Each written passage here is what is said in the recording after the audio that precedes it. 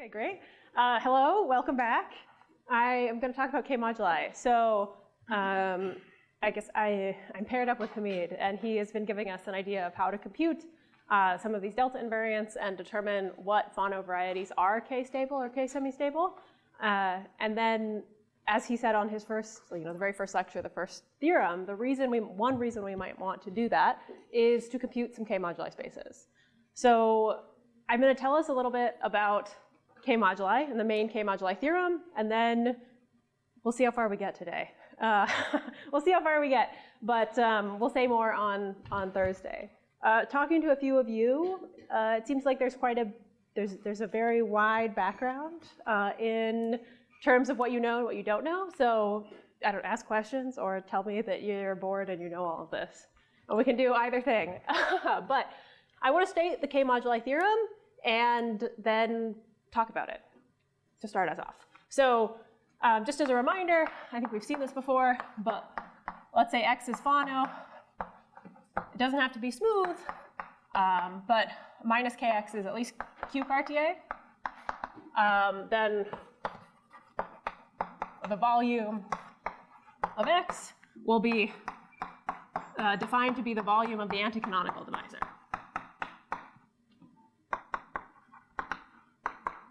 Okay, so that's just going to be implicit in the theorem. So I wanted to write that down. So we know what the volume is. And the point of doing that is, I guess, the theorem, which is due to many, many people. But I think Chenyang is the person in the intersection of all of the people. If you fix some numerical invariants of Fano varieties, so n is going to be the dimension, and v is going to be the volume, the point is there exists a well-behaved moduli stack and moduli space. So I guess there exists an Artin stack of finite type, which we usually use some sort of curly M, K, S, S, N, V, parameterizing K semi-stable Fanos of dimension n and volume v. So there exists an Artin stack, and this is very much a stack. This is very much usually not a scheme, but there exists an arrow of that to, in fact, a projective variety. So there exists this Artin stack of finite type curly M, and then this projective variety. So we'll say and a good moduli space that is projective,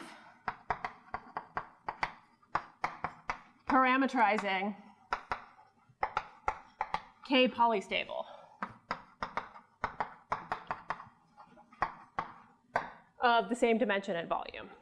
Okay, so what I would like to do for, the first part of this lecture is tell you a little bit about what this theorem means and what parts are integral to proving something like this, and then hopefully do some examples. That's the whole point of us computing all of these delta invariants, is to be able to write down some examples of these things. But not everyone has the same level of background, especially when I throw words like Artin stack in here. So I want to talk a little bit about this first, as an abstract concept. Questions on the statement before we get into it? If you don't know all the words, like an Artin stack or a good moduli space, I will give you some, not definitions of those things, but some consequences of those things to make you understand those things as we talk about it. This is, if you are familiar also with this like KSB or KSBA moduli, the moduli of canonically polarized varieties, this is the Fano version of this. But this, so even if you don't know that, if you're familiar with MG and MG bar, right, this is the Fano higher dimensional version of that, but it is somewhat, Fano varieties are worse behaved than kind of varieties of general type in some setting, namely like this morphism, there's different superscripts. Something is happening. This is not a coarse moduli space. This is not This is contracting some things in this moduli space. So something's going on. But let's talk about how you might approach a theorem like this. And I'm going to leave this up for most of the lecture, which is why I put it over here. But today, plan. What this means, slash how you prove it, and then some examples, hopefully.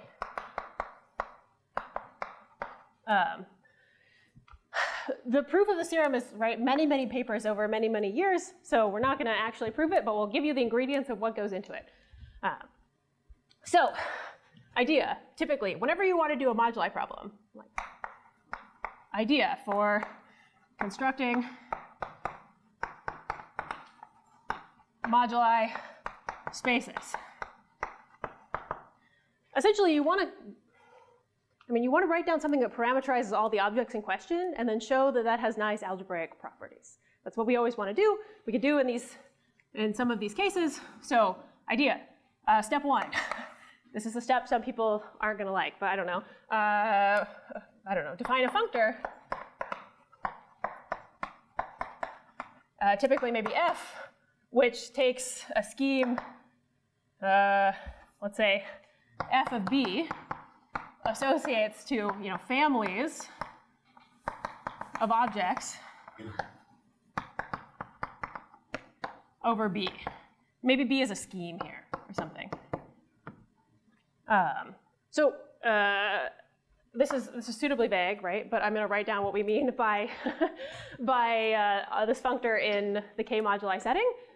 But I want to be partially vague because some of you study other moduli problems, and this is sort of the same strategy you could employ to study many different moduli problems. But you want to define a functor, and I'm being a little bit loose here. It should be from sort of the opposite category of schemes to something, to maybe sets, to maybe groupoids, to maybe something else. To some category of objects. Families of objects over B, so to be very concrete, in the K semi-stable setting, what is this supposed to be? This is supposed to be families, X over B. So these are maybe flat with, maybe I should give this a name, I don't know, flat with connected fibers, where all of the fibers, so X little b, this is the fiber over some closed point, is K semi-stable of dimension n and volume V. But sort of a major development that you don't see in the case of curves, if you're familiar with MG, is this is not sufficient to get a well-behaved moduli problem. You throw in an extra condition, which we call the Kolar condition. But sort of the appropriate condition is that the relative canonical divisor to, I don't know, any integer power, double dual, commutes with arbitrary base change.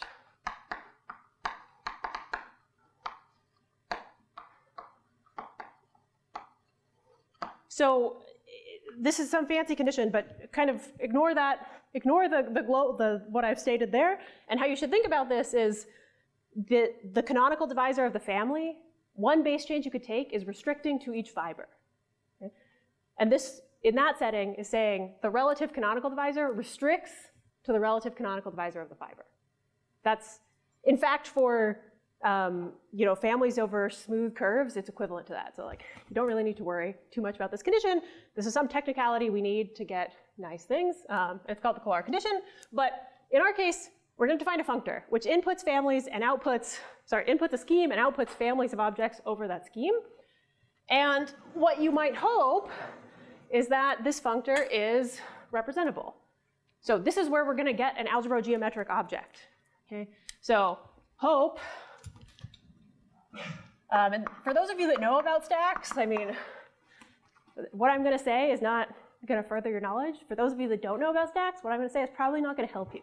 But I'm going to try to say something. Okay? But the hope is that this is representable by some sort of geometric object, by maybe I'll call it M. We don't know what M is. Ideally, M would be a scheme. It's never going to be a scheme. So, but But what does this mean? Hope it's representable by M means that the functor f is, there's isomorphic as a functor, there's natural transformation to the functor hom into M. That's what it means for this to be representable. And what is the point of that? What is the point of writing this down? Well, if M is a scheme, right,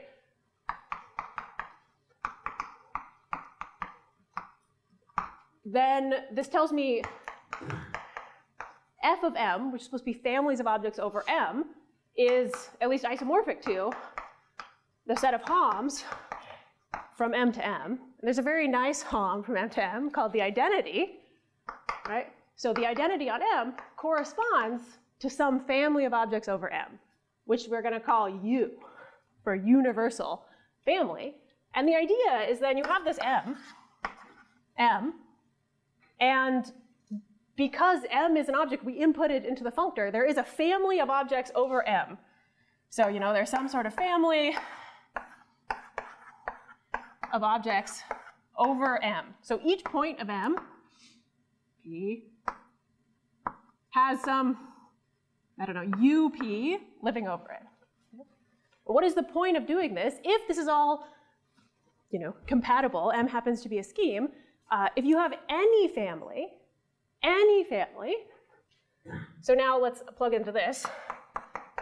If B is any scheme, you would take f of B, and that corresponds to hom from B to M. And so a family over here, x over B, would correspond to some hom, maybe like phi sub x from B to M, which, what does that mean? That means any family over here corresponds to, maybe here's my B, here's my phi sub x. So a family over B corresponds to a morphism from B to M, but if this is like truly a natural transformation that's compatible with all of these, the family, like a natural transformation of functors, means something about the objects, but also the morphisms. Okay? So the family X that I get over B is going to be the pullback of this family. Okay? So what this would mean, by some compatibility condition, is that this is a commutative diagram, right? So there's a lot of pictures here, but XB to M to U, this is some sort of commutative diagram. So when you define a functor, if it happens to be representable by a nice algebra geometric object, that algebra geometric object tells you everything you want to know about all of the objects in question, right? If I wanted to know even just the K semi-stable objects, like I could take B to be spec K, spec C in this case. Everything's over the complex numbers. Like, don't ask me about the not complex numbers, but I could take a family over spec C, which by this is just a K semi-stable mono, and that would have to be some point here, right? That would correspond to some map here. So this universality is kind of what we want to create, what we want to make happen. Unfortunately, typically, M is not a scheme. Almost never, like unless we're talking about the Hilbert scheme, right? M is going to be a stack.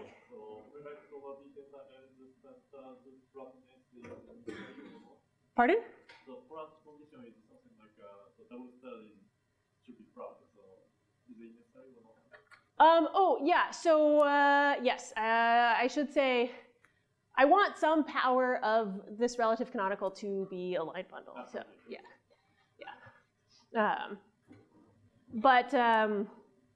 Yeah, so there is a little bit of a challenge here. So what I was saying is that typically M is not a scheme, so typically we have to settle for, usually, this M that we get in the previous thing is a stack. So it's some more complicated geometric object, but if you know the definition of a stack, I mean, it's basically this. Right? It's families of objects that have some nice base change and pullback properties. Like, kind of the recipe for how I have produced, or how I've written our functor would tell us this is a stack, but we want it to be a little bit nicer.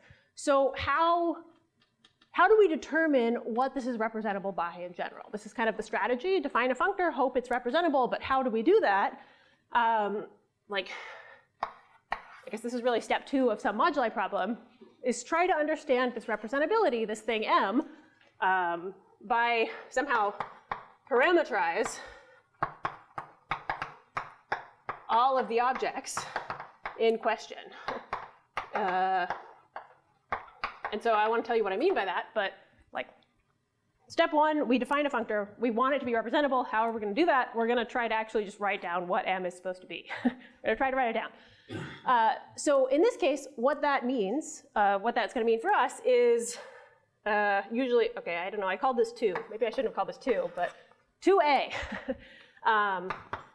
You usually want some statement on boundedness.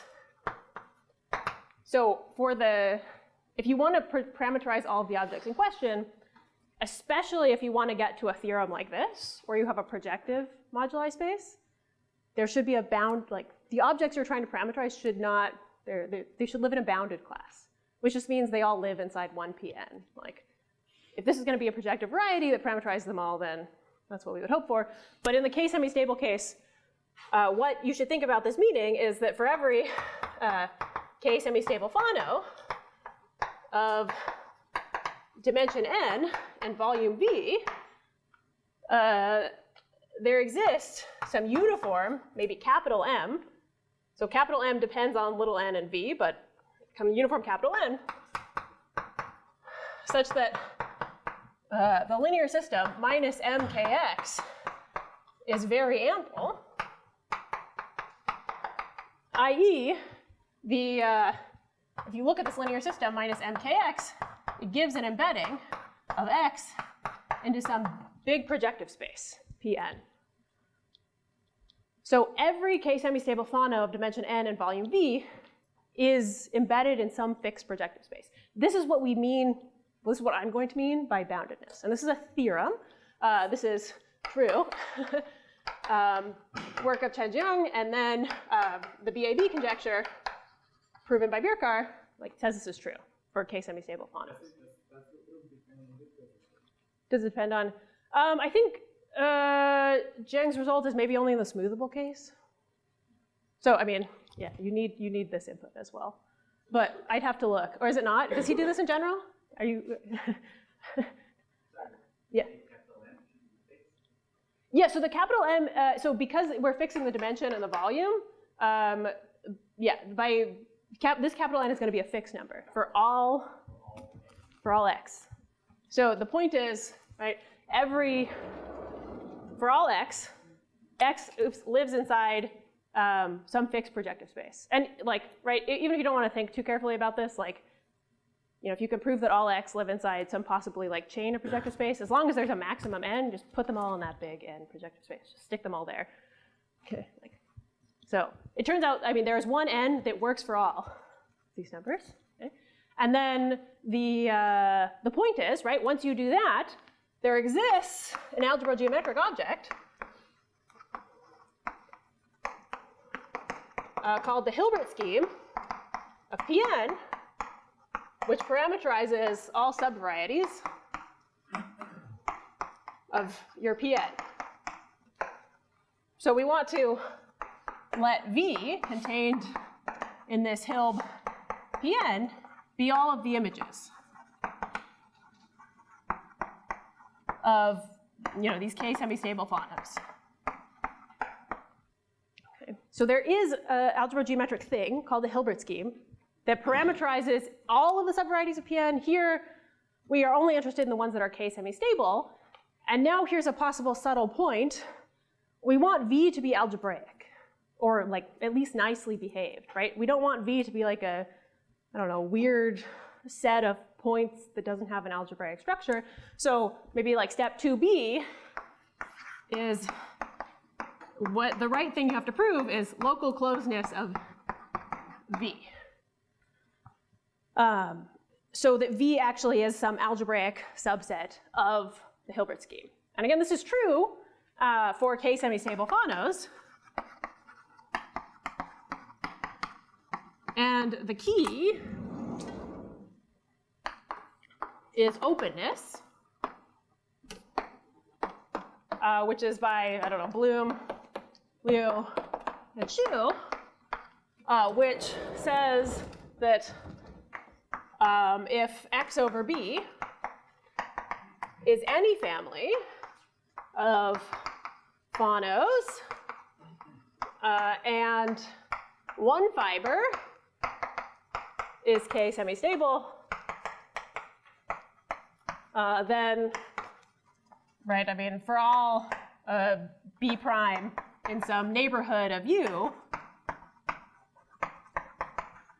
XB prime is K semi-stable.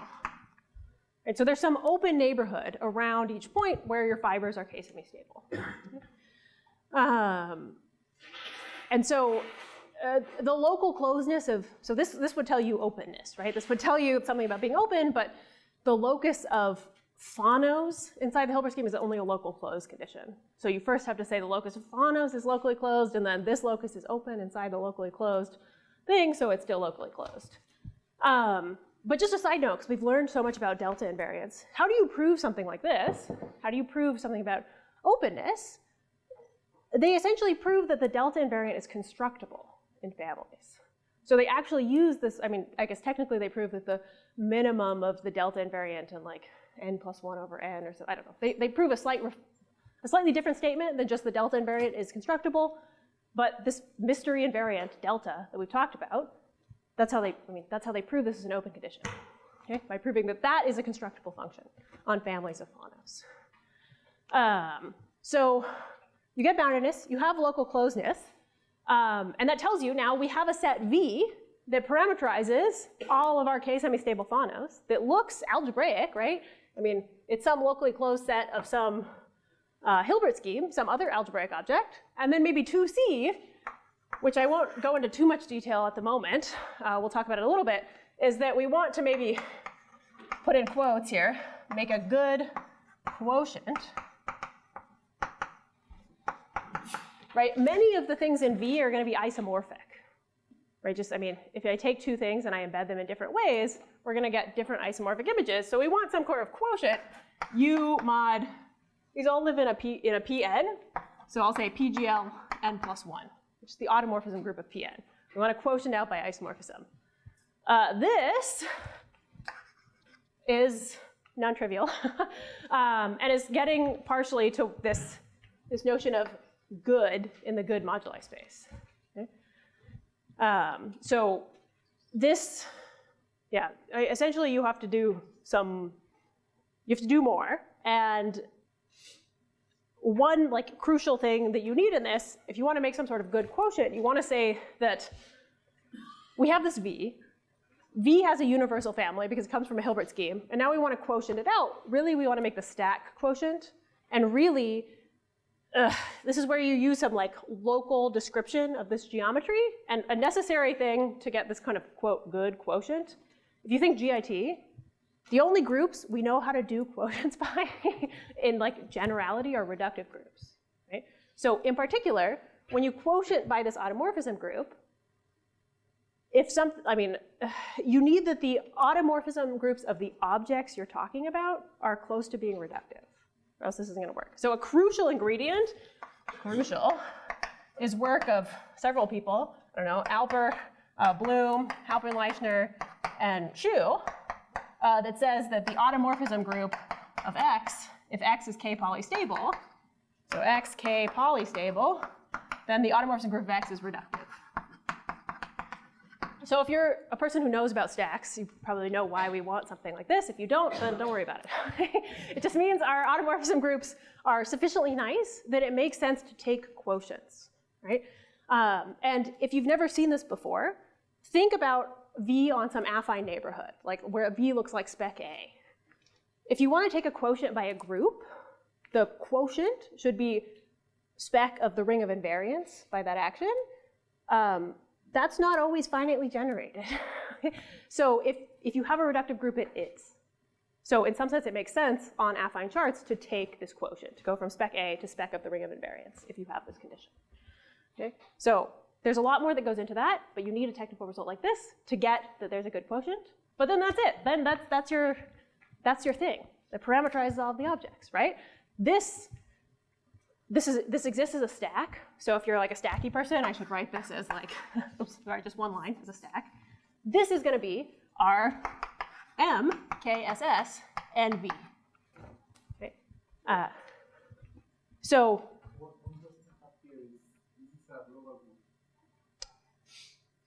yeah, so you need to do something. So you need to show, essentially, because these are phonos, when we've like, I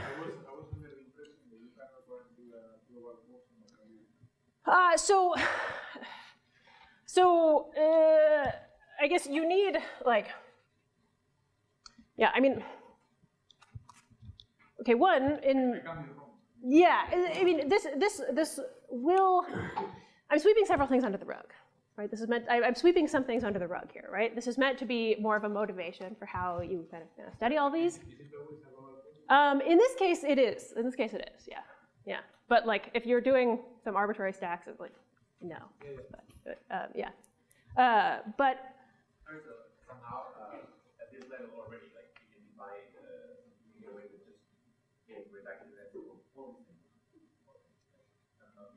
so there's part of what I'm not saying here, which maybe I should try to talk about over here, right? There's a difference between the stack and the space, right? So the polystable points are going to be the closed points. So essentially, they're going to be the points that when we take a slice to the stack, those are the ones we're looking at as spec A modded group.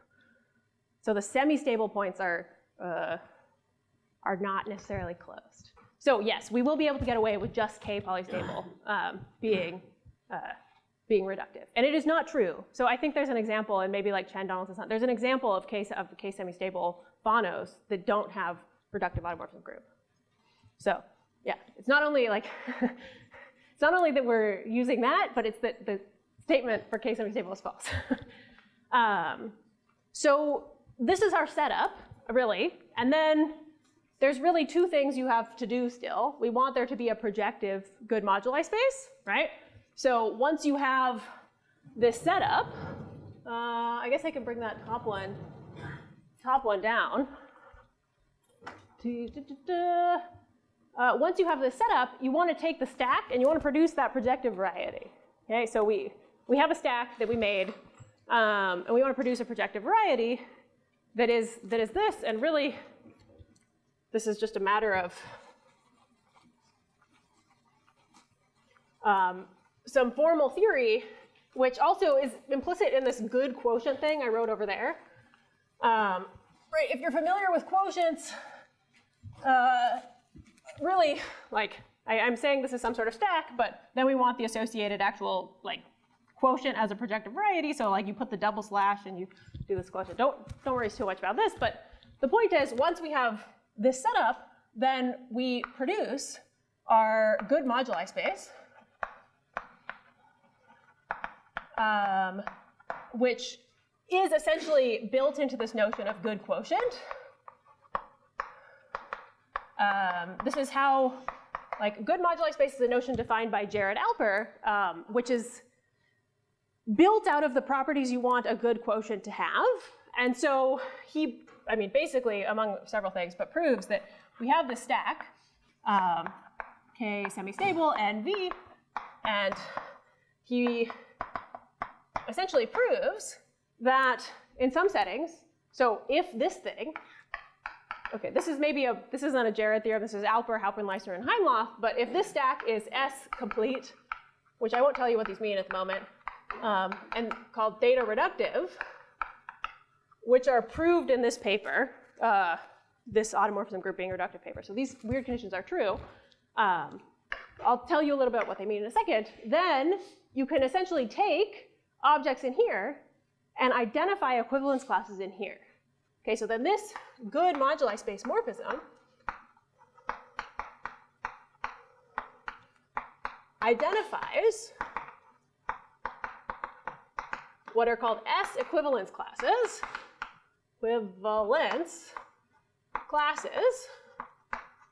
of K semi-stable phonos. So let me tell you, I guess, what S-equivalence, okay, maybe I should tell you, I don't know, okay. In general, I'll tell you what both of these things mean. In general, what does a good moduli space do? One of the key properties of a good moduli space morphism is that it identifies two, I should give this a name, phi. Given 2 points x and y, in the stack that aren't necessarily closed points, the image of x is equal, or yeah, let's say the image of x is intersects the image of y. Oh my gosh, okay. Let's say equals the image of y if and only if the closures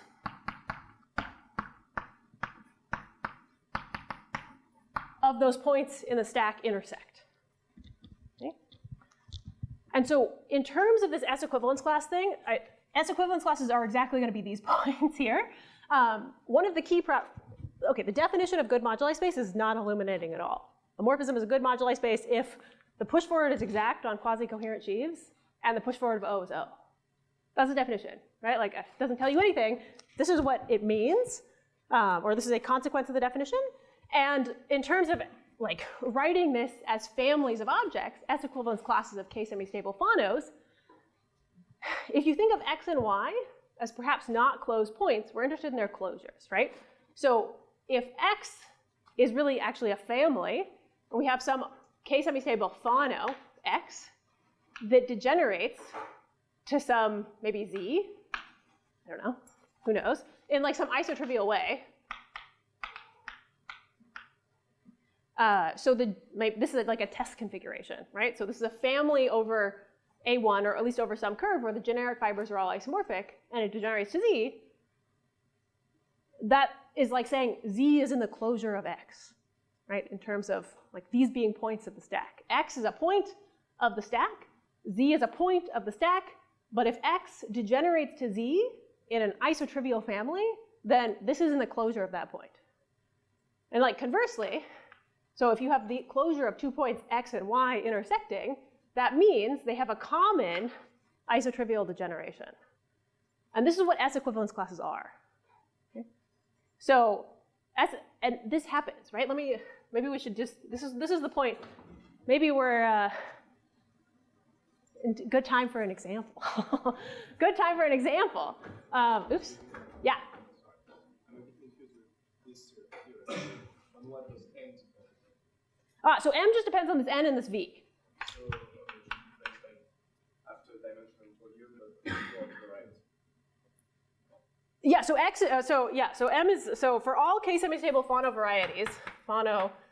varieties x of fixed dimension and fixed volume, there's a uniform capital M that embeds all of them in some projective space. Yeah, yes. But let's do, to see this, let's maybe just do an example. Also, if you're familiar with moduli of things of general type, this doesn't happen. Moduli of canonically polarized varieties, because this is basically governed by the MMP, two things that are birational are actually isomorphic. So this can't happen in a non-trivial way in that setting. So it is a little bit weird, but let's just do a little example of something that happens in K-moduli. And because it'll come up later, I think, let's talk about cubic surfaces. So let's say, like, example. Okay. Let's say we're talking about moduli of cubic surfaces.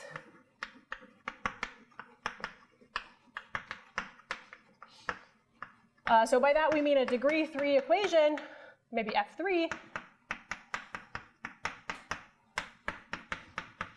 in P3, right? Let's say we're talking about moduli of cubic surfaces. It turns out, by various things, the generic such cubic surface is K-semi-stable. Maybe you talked about this already. It's in fact K-stable.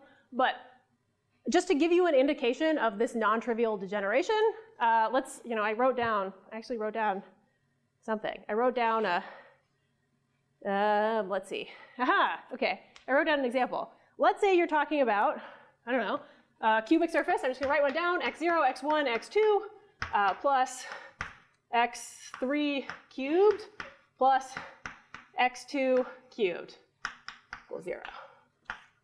Okay, so this is a cubic surface. Right? It's a cubic surface. It's singular, has two singularities.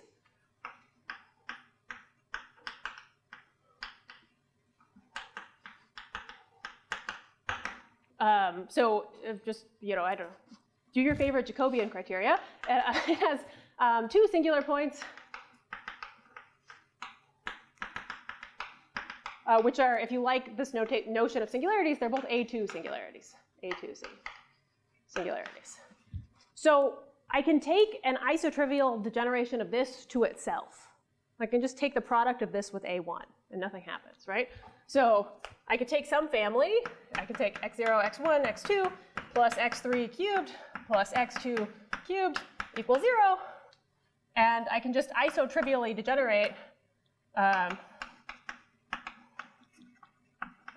to itself. So maybe this is the same. Let's call this, x or something.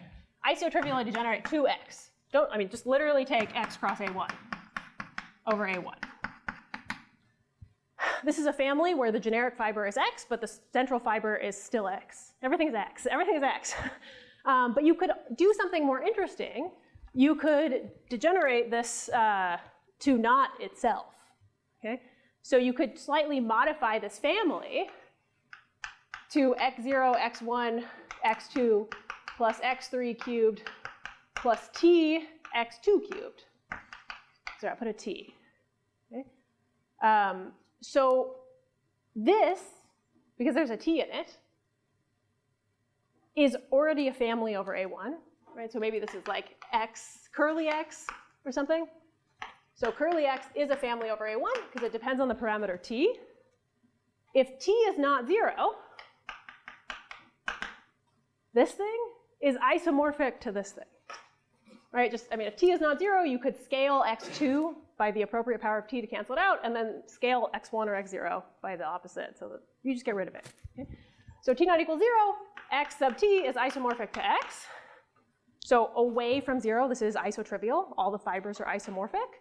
But at t equals 0, x0 is not isomorphic to x. And how do I know that? x0 has 3 singular points. Has 3 singular points. Just computing it. It turns out that if you like toric geometry and you know the toric K semi-stability, this is just the toric cubic surface. And if you draw its polytope, it's the origin, so this is K polystable, but that's maybe beside the point. So what have we done? We've taken a cubic surface and degenerated it to a different cubic surface, but all of the fibers were isomorphic. So in terms of a parameter space for these objects, that says that x is not closed because I can specialize the point x to x0. But it turns out in this case that x0 is closed. But in the language of S-equivalence, x and S0 would be S-equivalent. Okay? Because I can degenerate x to x0. So a little bit weird, but that is what is happening in this morphism. That's actually, you can almost take this as a definition of S-completeness. Staying the stack is S-complete is like saying if you have two things that admit if you have two things that both degenerate in some sort of isotrivial way over a punctured curve, then you can fill it in. That's what S-equivalence really means. That's all it is. So it means that some Z exists. And so this map from the stack to the moduli space is identifying all of the S-equivalence classes. And it turns out by, some boundedness results, because they're identifying points whose closures intersect. If you're familiar with GIT, what this is identifying like the unique closed point in the intersection of all of the points. So if you have a bunch of things that are S-equivalent, then you can take the closures of all of those things, and there's some like unique deepest closed point in that strata, and that's what's getting identified in this K polystable moduli space. So you got a bunch of stuff here that maybe gets identified with something here. So this is I guess getting as good moduli space, and then there's still two really hard steps of this theorem, which are the properness and the projectivity of this good moduli space. Okay? So after you do all of this, after you prove this good moduli space exists, which is in this paper of Alper, Bloom, Halpin, Leichner, and Schuh, what is left is to prove projectivity and prove properness. I guess you should prove properness first, but in terms of the historical order, that is not the order. But anyway, let's write this down. So to finish this theorem, you need maybe step 3, which is properness and projectivity. So you can produce this good moduli space, this M, K, P, S, and V, which just sort of formally as a set parameterizes these S-equivalence classes. You have to show some more algebraic properties, but Jared Alper does that for you. And so you know you have this object Km, Kps, and to finish this, you just want it to be projective. And the projectivity is sort of classical. I mean, it's a theorem, right? But projectivity is, maybe it's an idea of Kolar. You use what's called Kolar's ampleness criteria to prove ampleness of the CM line bundle. And this is a theorem of several people, maybe Cadognier, Patek-Falvey, I guess also like Zhu and Zhang in some sort of more generality. But there's some special line bundle that appears whenever you construct families of objects this way. Right? Like our family had some sort of global relative canonical divisor. That's basically what this is. So it just exists. There's a thing on the stack that descends to the moduli space that is a line bundle. And if you want to prove something is projective, you have to find a line bundle and prove it's ample. So that's what they do. This is sort of a classical thing you do for many types of moduli spaces. But then properness is sort of much harder. And this is using all of the stuff about filtrations that everyone's been talking about, like using K-stability with the idea of filtrations. The idea behind properness is like what you need to show, right? If you have some family, maybe X cross over T cross, maybe this is some punctured curve, so some curve T not equal to 0, this lives inside maybe T. So this is just the valuative criteria for properness, right? So this is going to be a DVR. This is the generic point of your DVR. You need to show that you can complete this to some family over T, right? You need to show that there exists some, right? Can complete this to a family over T. And this is what's really hard in K-stability, because for varieties, already if you had canonically polarized varieties, this is hard. But so just for some context, if you're doing Kx equals ample instead of minus Kx equals ample, this is the minimal model program. I mean, that's what this is, that you can complete this. So when you go to the Fano case, you want to use ideas for the minimal model program, but the canonical ring the anti-canonical ring isn't a birational invariant, and we can't just like do the MMP. It doesn't work in the same way. So you have to work with all of these all of these filtrations that we've been talking about and prove that there's some optimal degeneration of phonos. That's what we're trying to do here, right? We're trying to degenerate phonos over the generic fiber to something over the central fiber. So this is true. This is a theorem, true by work of Liu, Zhu, and Zhang. But for a while, until they proved these finite generation things, there were statements like the K-moduli space is projective as long as it's proper. Somehow the projectivity was easier. Properness was much harder. But even there, right, if somebody gives you a family of K semi-stable Fano varieties over the generic point of a DVR, trying to figure out what the fill-in is very impossible. Right? Like there's not an algorithm to produce that thing. Like we know it exists, but unlike the minimal model program, which tells you some steps, we don't have a good algorithm to do this. But nonetheless, these are all of the ingredients in proving the existence of a K-moduli stack and associated K-moduli space. I know this was pretty quick, rapid introduction to those of you who never thought about this, but this is kind of an idea of how many of these moduli problems work. You want to define some sort of functor, show that it's maybe representable by at least something that's maybe an algebraic stack, show that it has a good moduli space, and then play around with properness and projectivity to get the existence of your good moduli space. But then you reach the point where we have this very nice theorem. We have a good moduli space. We have this, for any n and v, you can make these stacks, you can make the space. but then you might ask yourself, what are they? Give me an N and V, what is it? Tell me more about it. So in our last few minutes, and then also my next lecture, we'll go over some actual examples. You have a question? Yeah.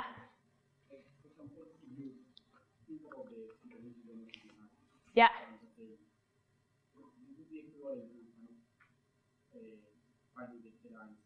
Yes, exactly. So you can actually, so what was true, so I wrote it true by Liu, Xu, and Zhang, but if you are just talking about smoothable phonos, this was known much earlier by just taking sort of the appropriate, like, Gromov-Hausdorff limit of the metrics. Yes. Yes. Yes. Correct. Yes. So if you have, if you are happy to work with only smooth or smoothable phonomanifolds, then this was already known. This properness was already known by Chen Zan and then Li Wangxu, and so several things, but just purely in the differential geometric, purely by leveraging what was already known in the differential geometric setting. Yeah. Yes. So some of the really difficult part was, yeah, if you have an arbitrary k-semi-stable phono, when you want to pass to the algebra geometric language, that doesn't smooth to anything. Like it doesn't, it's not the degeneration of a phonomanifold. So where are you getting your metric from? Like, so that's when you have to use this filtration side of things. So which step do we do separatedness? So separatedness is actually in here. So the theorem of Alper, Halpern-Leissner, and Heinloth says that if your stack is S-complete and theta reductive, that's equivalent to admitting a separated good moduli space. So it's in here. But yes, very good question. You do want it to be separated as well. Other questions? Sorry, that's separatedness and properness of the stack. So properness implies separatedness for stacks, because stacks are weird, but so it's for the space.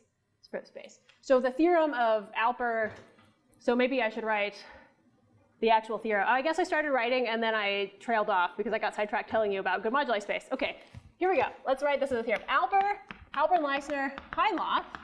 If S, let's say, okay, if X is an Artin stack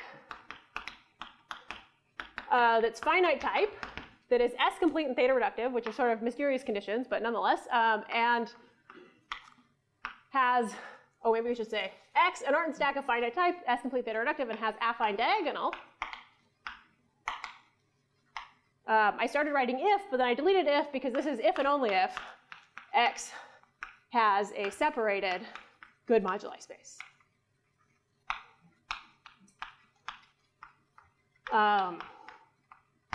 Okay, so this is like a theorem in the background. So this is saying that the moduli space, this thing down here, is separated. Okay. This is a bunch of, I don't know, things. The affine diagonal is just something, so everything works out nicely. It's true in this setting.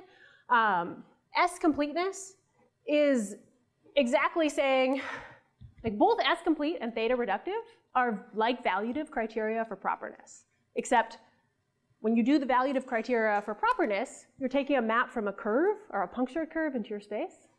S-complete and theta reductive are maps from a punctured surface into your space.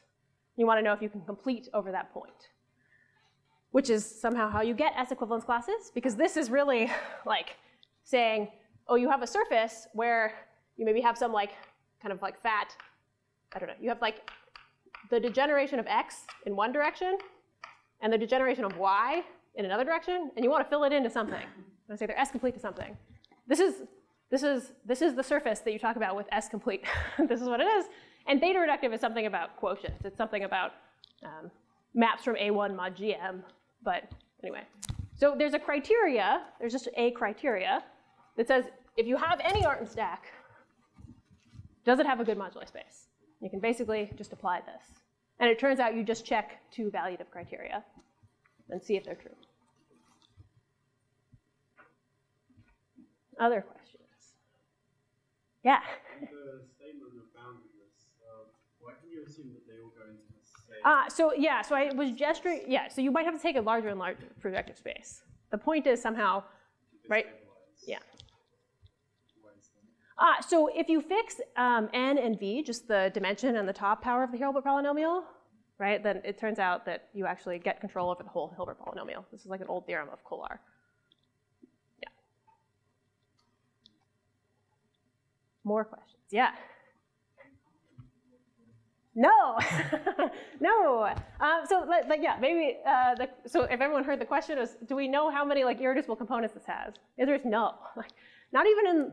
I mean, you know, for smooth Fano threefolds, we do essentially. Like we know the components that contain a smoothable member. Like we know the number of irreducible components just because we know how many Fano threefolds of each volume there are.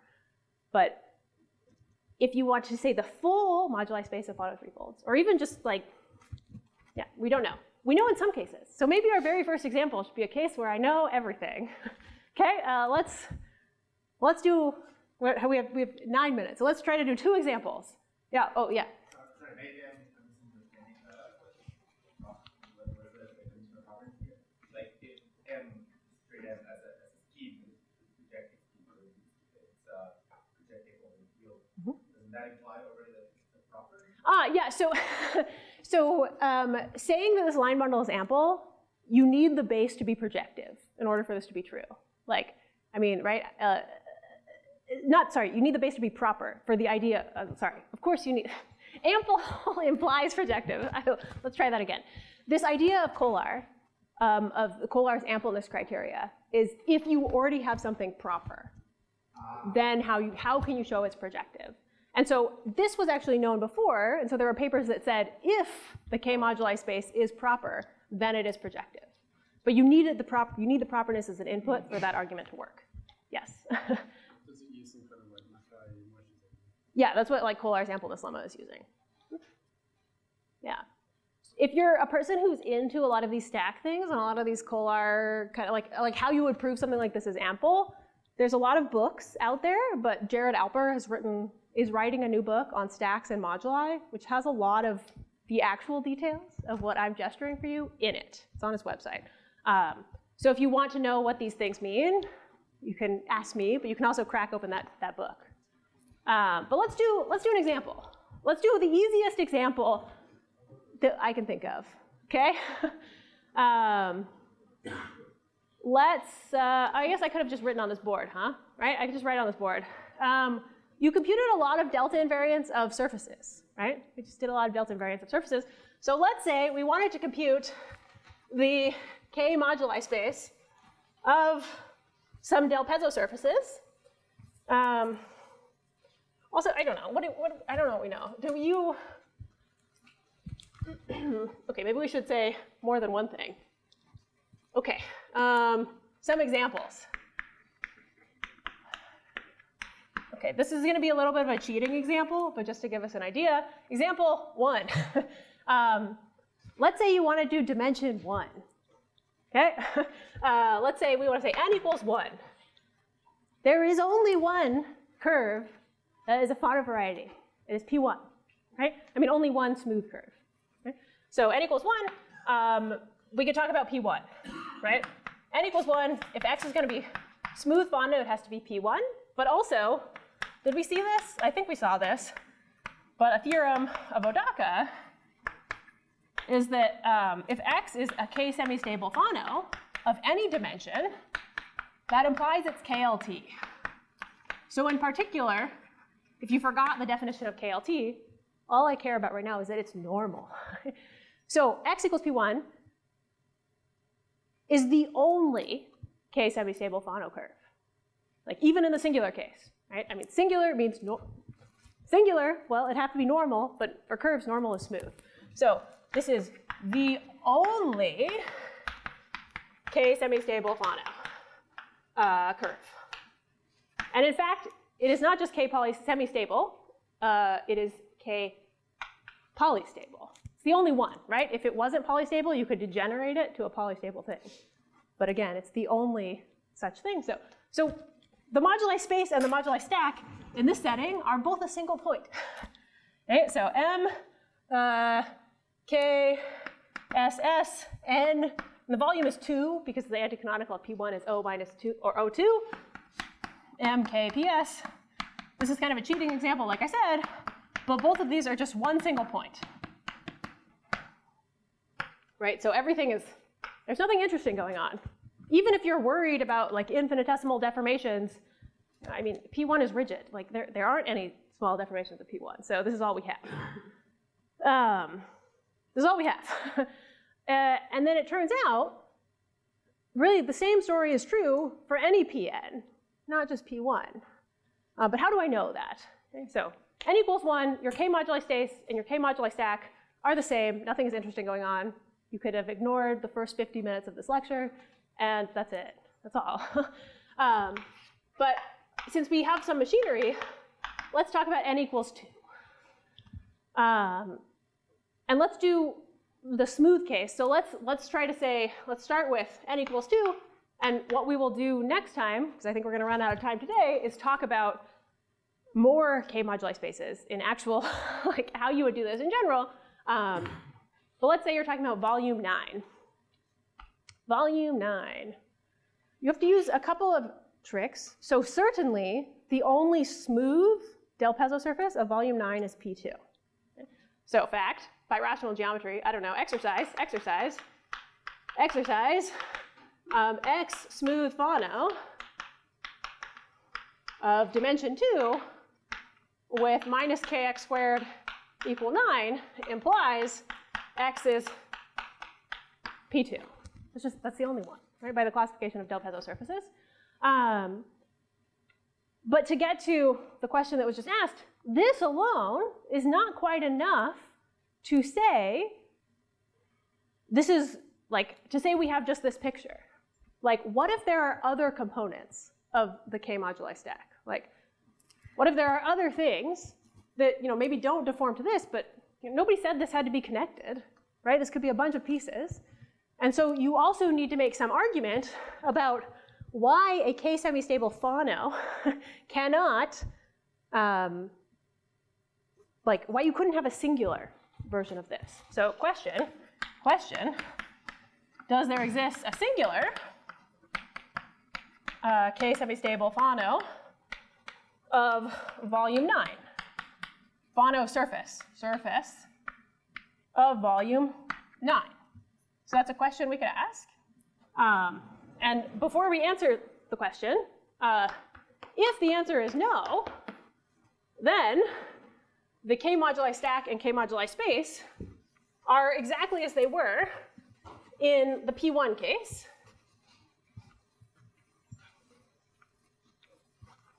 Okay.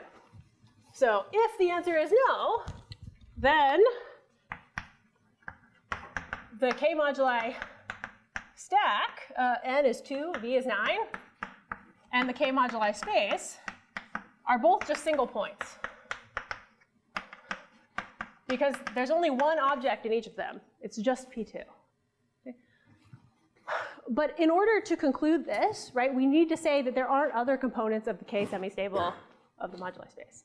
And I know we're just about out of time, so let me just tell you how you do this, because this is going to be important for the next lecture. There is n invariant that got brought up in some of the lightning talks, but hasn't been brought up. There's another invariant for K stability. Right? So we have delta, we have alpha, we have beta, we have all of these. There's also something called the normalized volume. Okay? So without really telling you too much, maybe just in my last, okay, I can't define the normalized volume for you in 1 minute, but what I can tell you is maybe a little observation.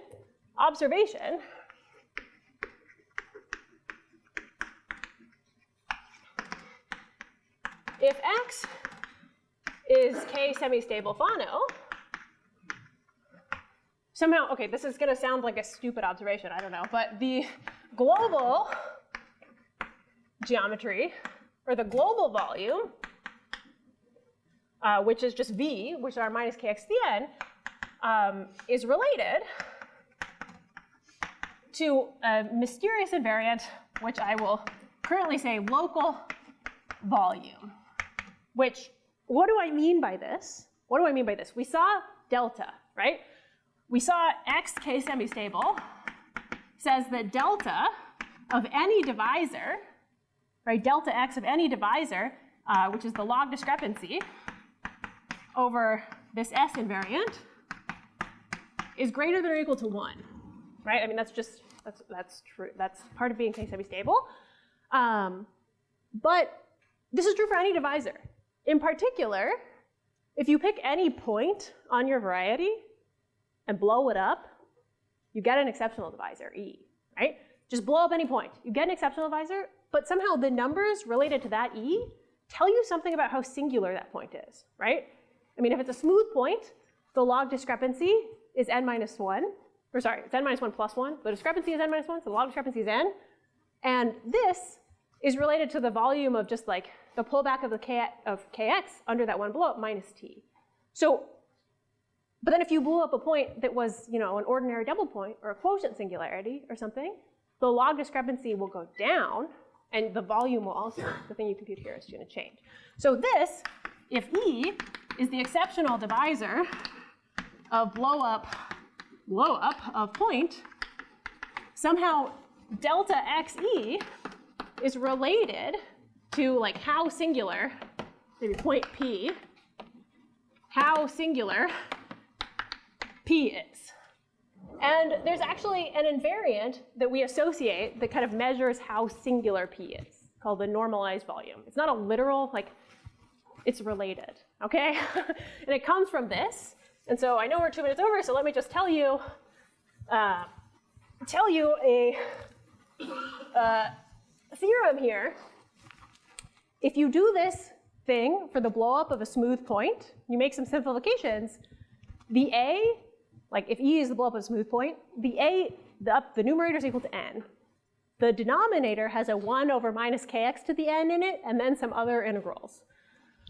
So if you compute and you use this inequality, you get the following theorem that says for any Fano, for any k semi-stable Fano, x, this delta, this equation, can be rearranged to tell you that minus kx to the n, which is the global volume, is less than or equal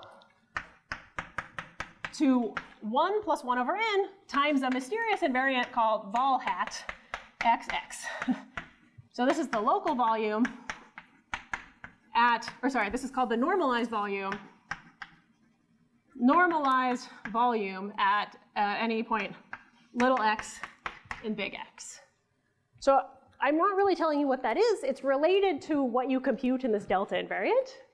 But if you compute this delta invariant by blowing up a point, essentially this is the inequality you get.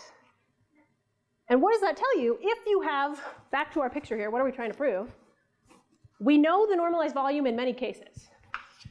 Okay, so some facts. So that we finish here. If x and x is smooth, the normalized volume is n to the n. Which might make you question why this is called normalized. But nonetheless, it is n to the n. And so if I plug that into this equation, it says for a semi-stable Fano, minus kx to the n is less than or equal to n plus 1 to the n. That we know this is already true for smooth Fanos, it doesn't really tell us anything, but for, like, this actually tells you that there are, like, you know, unstable Fanos. You can write down certain singular Fanos where their anti-canonical volume is bigger than this number. They have to be k unstable. But if x in x is maybe a quotient singularity, so if you have a finite group acting freely in codimension 1 on an, and you take this point 0, the normalized volume is n to the n divided by the size of the group. So this is a theorem of Yu-Chen Liu. This is part of his PhD thesis, and this tells us something. If you have a quotient singularity, like let's just say in the surface case, right? Okay, let's erase our theorem. Our theorem could go away because we don't need it anymore. But if you have something in the surface case, if x is not smooth, so maybe there exists an x and x which is our singular point, if x is k semi-stable, that implies little x, that implies x is KLT. This is our Dawkins theorem, which implies little x is a quotient singularity.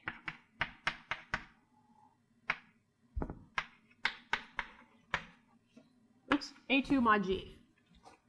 So that tells me x k semi-stable surface. Okay. Surface. I'm just going to plug in the numbers. Okay. If x is a k semi-stable surface that is not smooth, so that tells me the size of G is at least 2, that minus kx squared is less than or equal to 9 over 2. 9 is the n plus 1 to the n, which is 3 to the 2, which is 9. And 2 is the size of the group. The size of the group is at least 2.